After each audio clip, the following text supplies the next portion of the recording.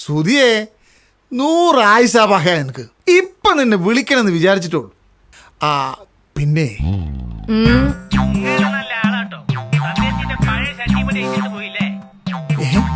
ഷഡ്യോ ഞാനോ? എനിക്കെന്താ പ്രാന്തായി പോയി.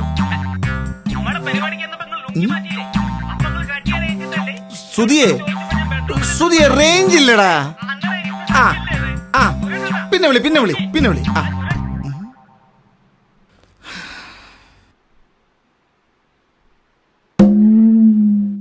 സുമിയേ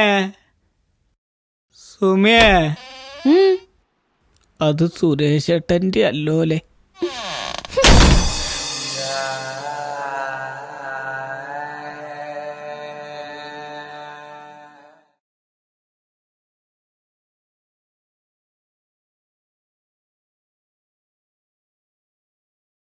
അപ്പോ ഇങ്ങനെയൊക്കെയാണ് കാര്യങ്ങൾ.